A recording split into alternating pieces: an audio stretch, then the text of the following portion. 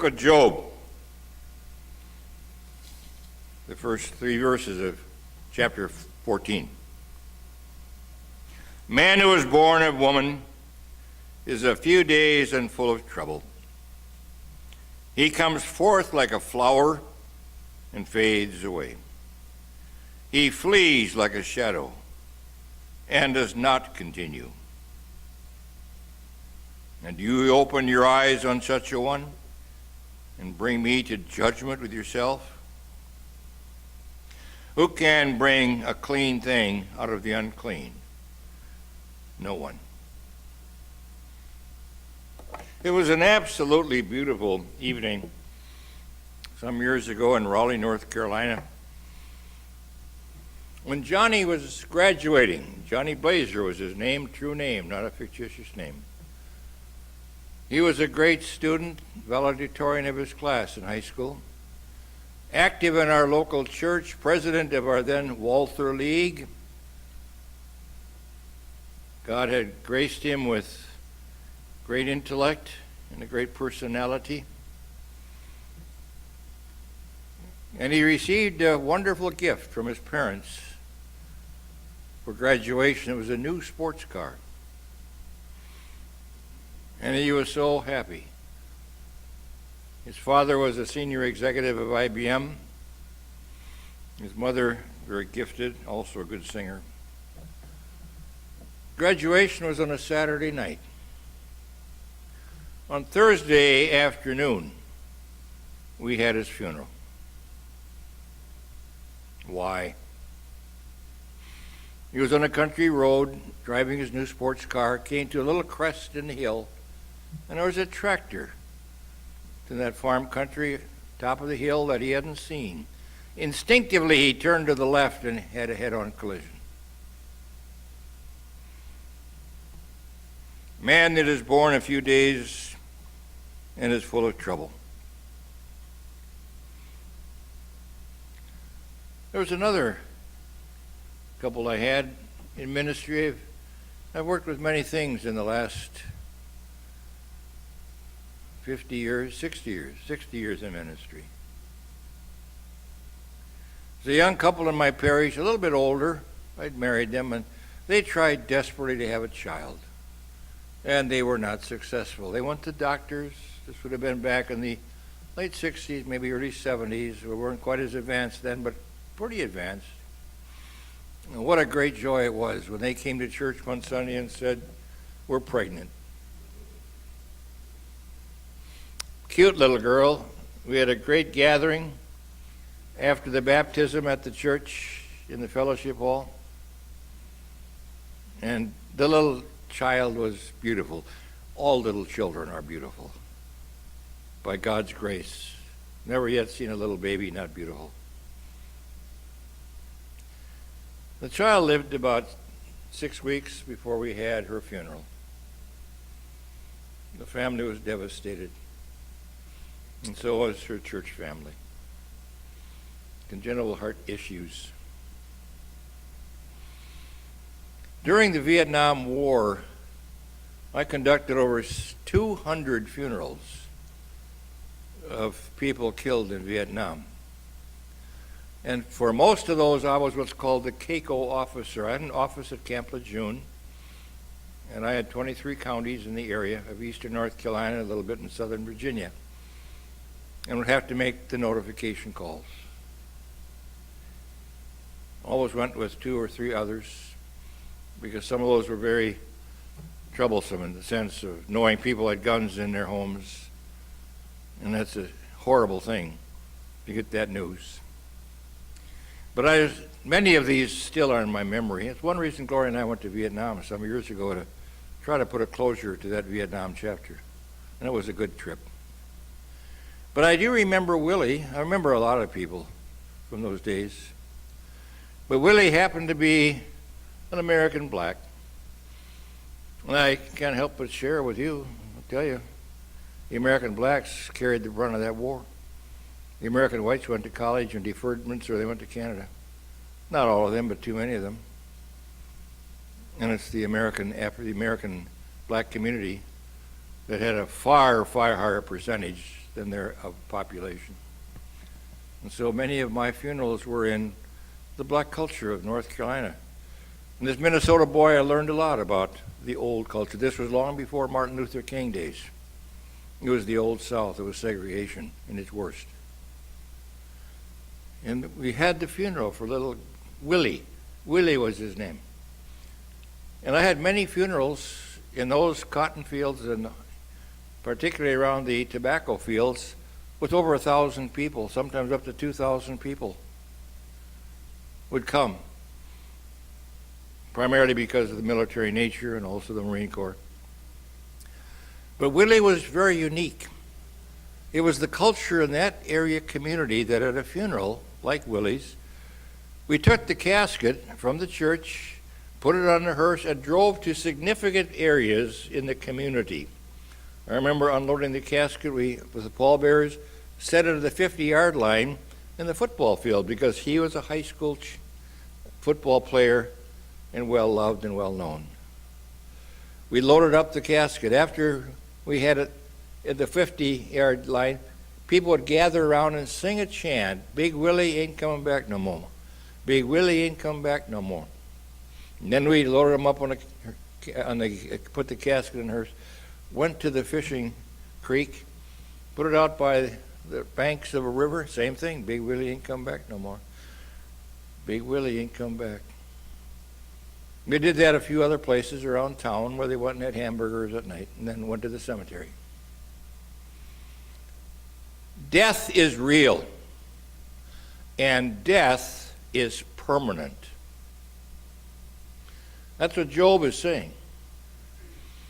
Now, you have to put that in context, which we will in a minute. But we have to realize that death on this earth is permanent. Big Willie ain't come back no more. Nor is Grandma. Nor is my child. Ain't come back no more. And that's one of the tragedies of it.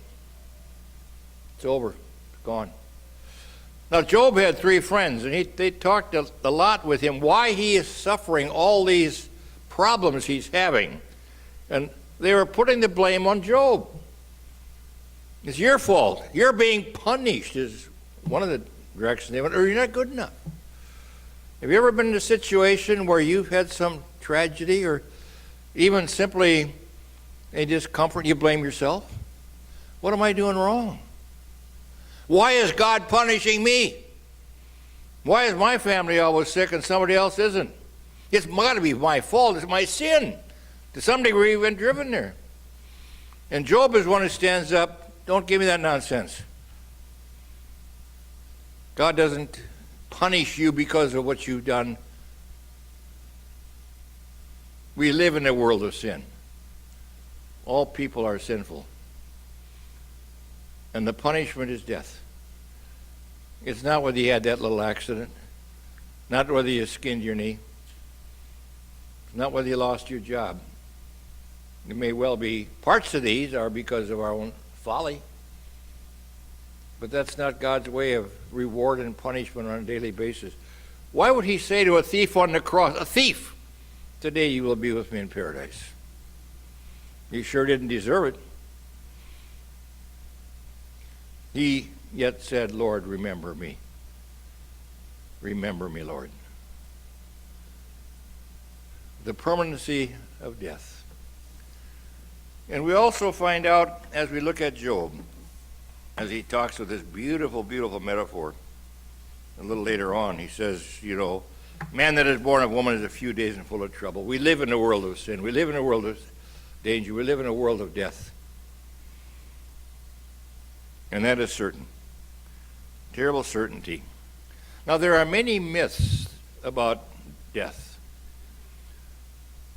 Last week, those of you who are here, you heard Pastor Medley talk about some of the foolish things people say about the hereafter. He's totally correct. I think he used the illustration. Somebody said, no, he's an angel. We've had funerals, many of them right here.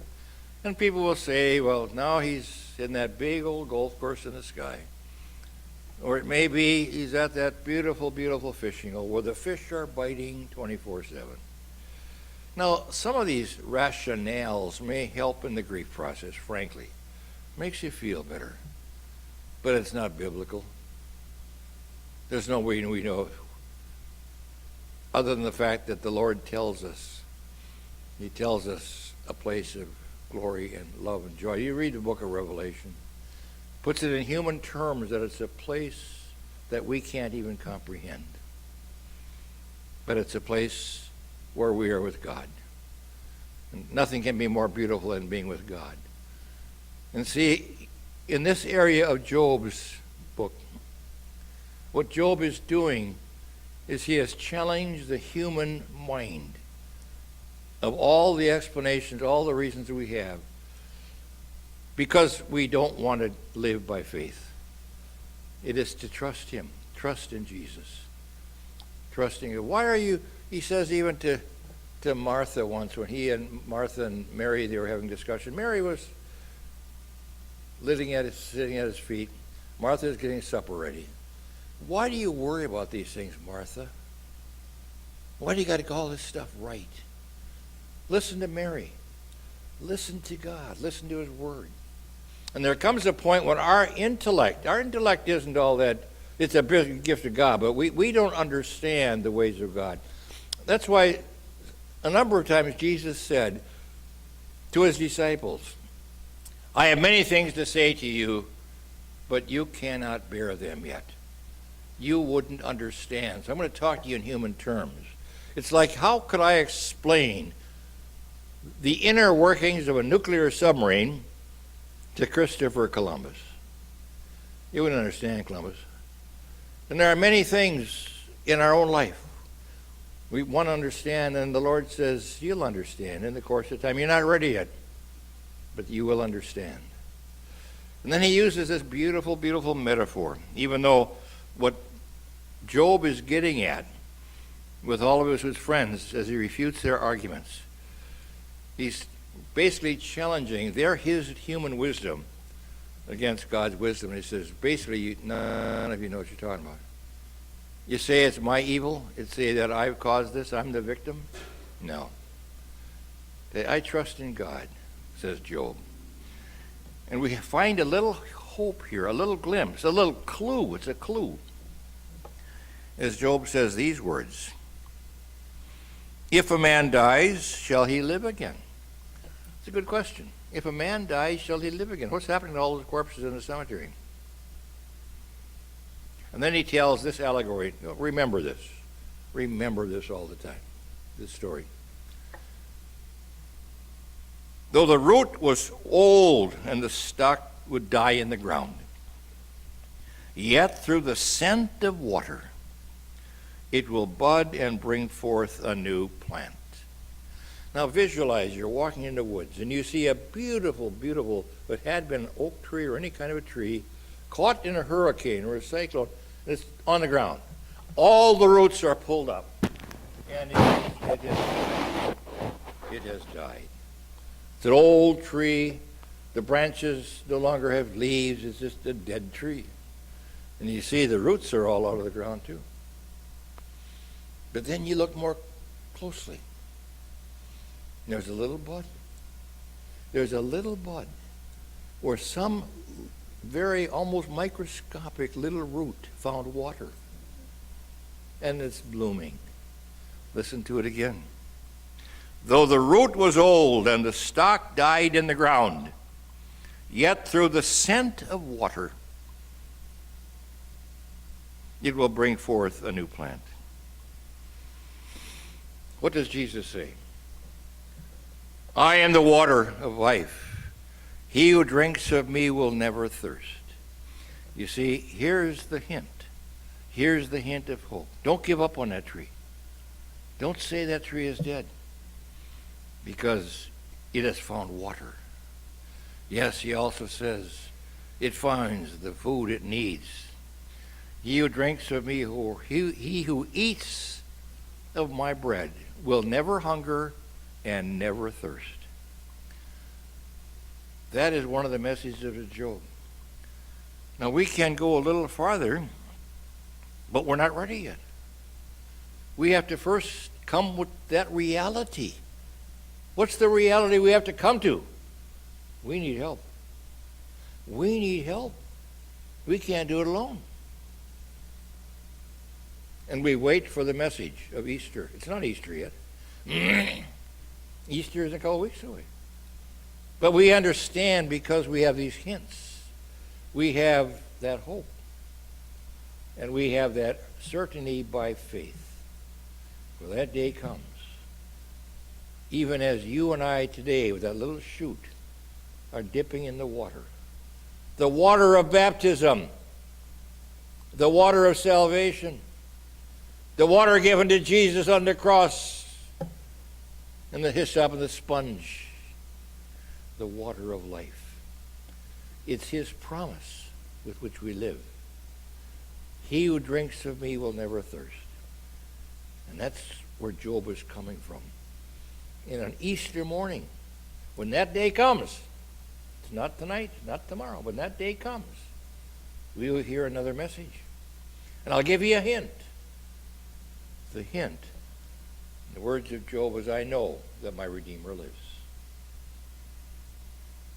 And I know I too shall live because of him. God's peace.